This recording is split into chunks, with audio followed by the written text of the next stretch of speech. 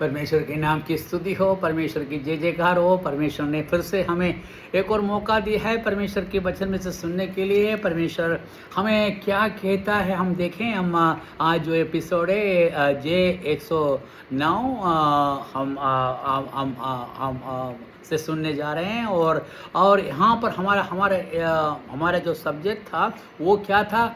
जब मनुष्य पाप करता है तो वो क्या करता है, बहुत सारे चीज़ें करते हैं जिससे कि वो खुद उनको मालूम है कि वो पाप करा हुआ, और वो पाप को छिपाने के लिए करने की कोशिश हम यहाँ पर देख रहे हैं। और हमने देखा है कि किस प्रकार से हमने पिछले बार हमने जब स्टडी किया था तो तब हमने देखा कि उत्पत्ति की पुस्तक में से हमने बहुत सारी चीज़ें देखें और उसी चीज़ को हम फिर से कहा। और यहाँ पर देखो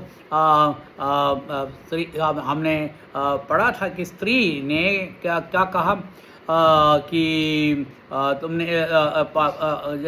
उत्पत्ति के 3:13 में क्या कहा, सांप ने मुझे धोखा दिया। अरे भाई, धोखा देने की कौन सी बात हुआ। बात तो ये है कि परमेश्वर ने तुमको कहा है, तुम परमेश्वर से ज़्यादा तुम दूसरे को मान रहे हो। हम क्या है कि हम दूसरों पर ब्लेम करने की कोशिश करते हो। हम एक्सक्यूजेस करने की कोशिश करते, मतलब एक्सक्यूज मतलब हम कह रहे हैं कि उसने नहीं करवाया होता, या उसका ऐसा नहीं होता, या ऐसा नहीं होता। मतलब ये सब का मतलब क्या है, मतलब मेरे गलती नहीं, मैं तो बिल्कुल निर्दोष हूँ बाबा, मेरे इसमें नहीं। बाकी उसने मुझे बगलाया, उसने मुझे फुसलाया, उसने मुझे और मैं क्योंकि उसने मुझे इस प्रकार से कर दिया कि मेरे को खाना पड़ा। अरे भाई, उसने तुम्हें उस शैतान ने आपके आप तोड़ के नहीं दिया। आपको देखना, आप देखिए, अब उस फल को तोड़ के नहीं दिया। दूसरी बात, उसने आपके मुंह में ठूसा नहीं। अब या आदम को देखो, आदम की बीवी ने ये बात सही कि फल तोड़ के उसको एक टुकड़ा उसके मुंह पे दिया, उसने दिया है। बाकी वो क्या थूक नहीं सकते, क्या नहीं थूक सकते थे।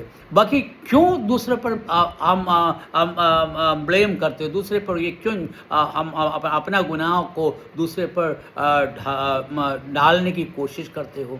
हम पाप करें तो हम ये जरूर करेंगे, और ये हम हमेशा होता है। अब हम आज जो वचन है वो है, मैं पढ़ने जा रहा हूँ, वो है पहला शामुएल का पुस्तक 15 का 14 और 15 वाक्य। पहला शामुएल 15 का 14 और 15 वचन में से हम पढ़ने जा रहे हैं। और उसमें देखो, यहाँ पर देखो, आदम के तो अपने निकल गया। आदम के बारे में काफ़ी, आदम और हव्वा के बारे में काफ़ी कह चुके हैं। और यहाँ पर हम देख रहे हैं कि हम उसके, जब तुम पाप करते हो उसका भुगतान आपको करना पड़ता। हमने देखा है कि आदम के जीवन में क्या हुआ, उसको भुगतान करना पड़ा कि उसको उस वाटिका में से निकाल दिया गया, उसको अब मजदूरी करना पड़ा। अब वो जो फल जो उसको आराम से मिल सकता था, काम तो करना ही है, क्योंकि परमेश्वर ने आपसे बोला तुम काम करो, काम करने के लिए बोला है। बाकी अब क्या है कि पसीने के साथ तुमको काम करना पड़ेगा। उसके वचन में लिखा हुआ है कि पसीने के साथ तुम्हें काम करना पड़ेगा, क्योंकि तुम पसीने के बिना तुम खाना नहीं खा पाओगे। क्योंकि मतलब क्या है कि तुम्हारा ये फल है कि तुमको सुख जीवन मैंने तुमको दिया, एयर कंडीशन में रहने की अवस्था दिया, और तुमने क्या करा, तुमने पाप किया। तो क्या हुआ, अब धूप में निकलो। और यहाँ पर मैंने वहाँ पर एयर कंडीशन ऐसा करके लिखा नहीं है। मेरे कहने मतलब हम अपने सुख सुविधा में रहने के बावजूद अब और क्या कर रहे हैं, हमने गलती कर रहे हैं। और 14वां आयत में क्या पढ़ते हैं, पहला शमूएल 15 के 14वां आयत में अपन इस प्रकार से पढ़ते हैं, किंतु शमूएल ने कहा, तो मैं ये आवाज़ें क्या सुन रहा हूँ, मैं भेड़ और पशुओं की आवाज़ क्यों सुन रहा हूँ। और यहाँ पर शमूएल ने क्या करा, राजा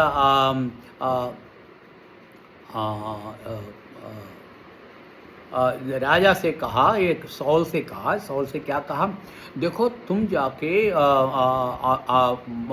दुश्मनों के राज में जाके वहाँ के जितने भी आदमी, जानवर, बच्चे, सबको मार डालो, सबको। मतलब ऐसा कोई भी चीज़ नहीं है जिसको मना करा, मतलब कोई भी चीज़ लेके नहीं आना है, सबको मार डालो। और उसने क्या करा, उसने जब वहाँ पर देखा तो अच्छे मोटे ताजे भेड़ बकरियाँ, गाय, भैंस और बैल और सब कुछ देखा, तो वो क्या कि उसकी आँख चकाचौंध हो गए।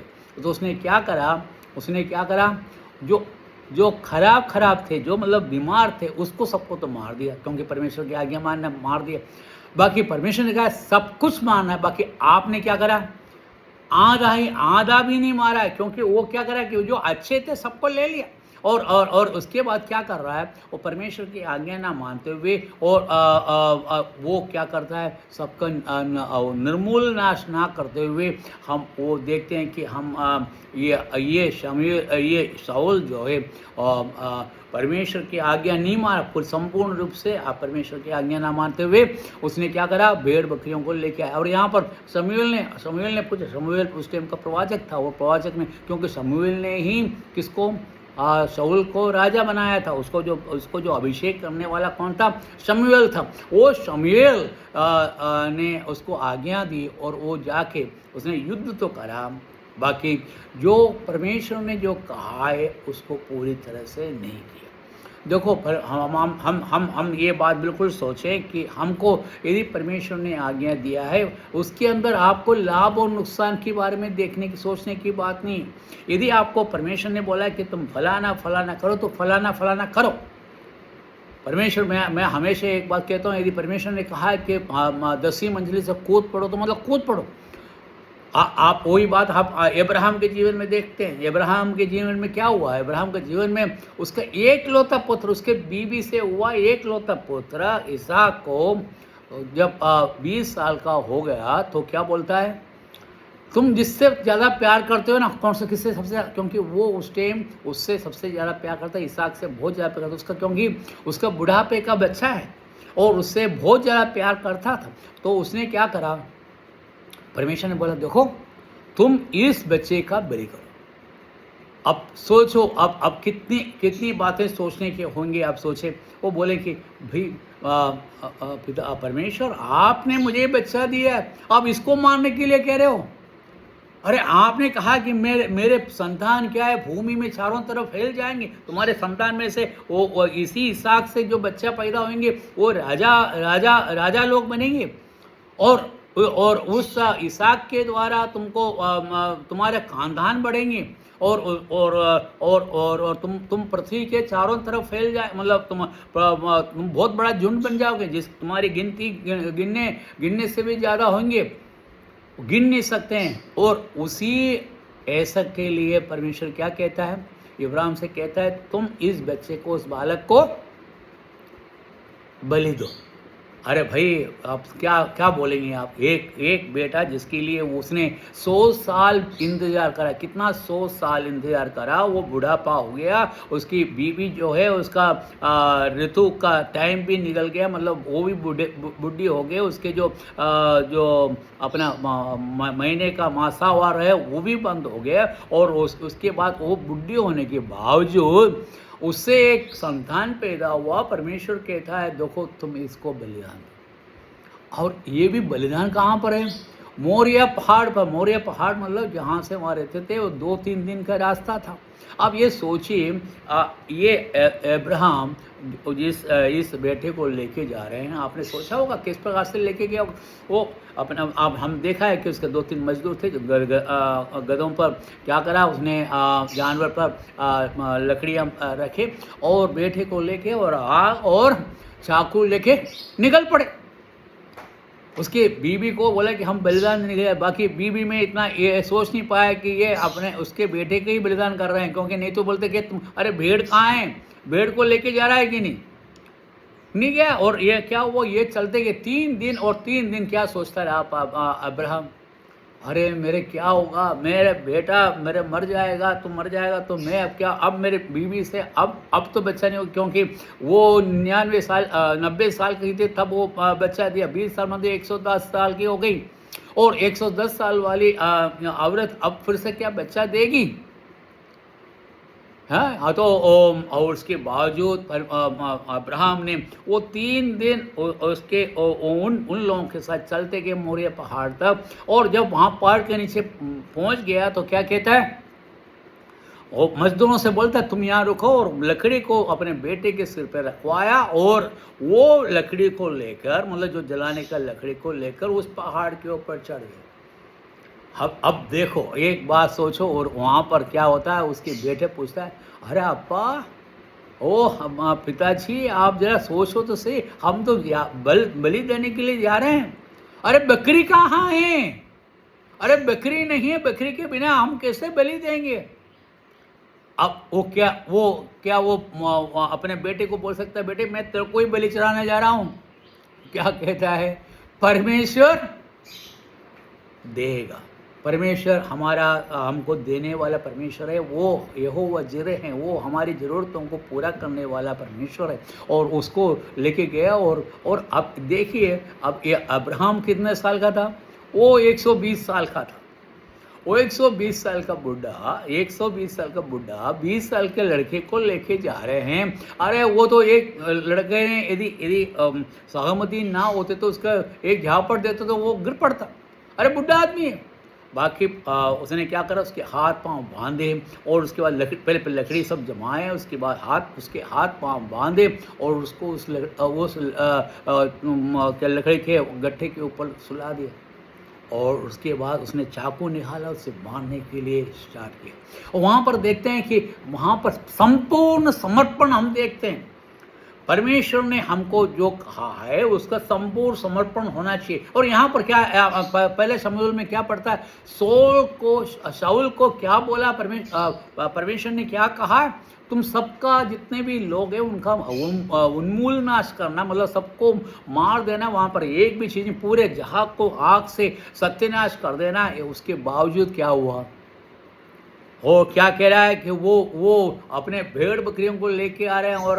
और जब शमूएल ने शमूएल आके पूछा अरे भाई क्या हुआ, अरे बोले कि तो शमूएल आया तो कहता है अरे प्रवाचक साहब, हमने आपको जो वचन था ना मैंने पूरा किया, मैंने सबको उन्मूल सबको खत्म कर दिया, मैंने आग लगा दी, सब कुछ कर दिया।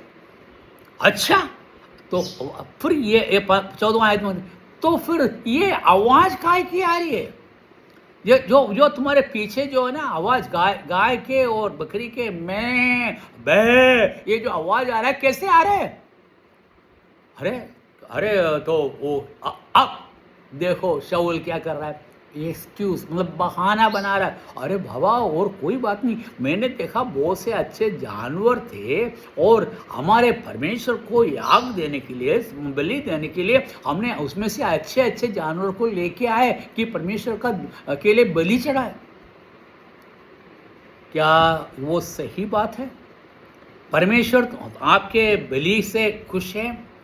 यहाँ पर अपन देखते हैं कि हम यहाँ पर देखते हैं कि अमेरिकियों को तो उन्होंने क्या 15 आयत में देखो, शाऊल ने उत्तर दिया, सैनिकों ने उन्हें अमेरिकियों में से लिया, सैनिकों से सर्वोत्तम भेड़ों और पशुओं को तुम्हारे परमेश्वर यहोवा के बलि के रूप में जलाने के लिए बचा लिया। वो उसने सिर्फ बलि के लिए चंद जानवरों को मैं बचा लिया, परमेश्वर की याग देने के लिए, बलि देने के लिए। और तुम देखो कितनी बड़ी अच्छी बात कह रहे हैं ना, परमेश्वर को बलि चढ़ाने के लिए। हम सोचेंगे तो यार क्या राजा है यार। और वो देखो उसका पूरा विचार जो है क्या है, परमेश्वर का बलि देना, परमेश्वर को बलि देने के लिए वो जानवर को लेके आया है परमेश्वर को बलि देने के लिए। और आप 16 आयत में हम आगे की ओर पढ़ेंगे तो क्या लिखता है कि परमेश्वर का बलि चढ़ाना है। परमेश्वर बलि से खुश नहीं होते हैं, उसकी बात मानने से खुश होते हैं। हम क्या बलि चढ़ाने हम परमेश्वर को क्या रिश्वत देने वाले हैं? हम परमेश्वर को रिश्वत करें। और यहाँ पर क्या करा है, मैं आवाज़ 14 आयत में क्या, ये आवाज़ भेड़ और पशुओं की आवाज़ क्यों सुन रहा है? और शमूएल ने पूछा ये आवाज़ क्यों सुन रहा है? उसने शाऊल ने उत्तर दिया, सैनिकों ने उन्हें अमालेकियों से लिया, मतलब अमालेकियों को से उनको पूरे सत्यानाश करने के लिए बोला। उसको ना करते हुए उसने क्या करा, उसको लेके आया और उसको बहाना कर रहा है कि मैं परमेश्वर के लिए लेके आया। मेरे यहाँ पर मेरा टाइम खत्म हो गया, मैं यहाँ पर रोकता हूँ। हम अगले बार फिर से पढ़ेंगे और उसके बाद हम देखेंगे।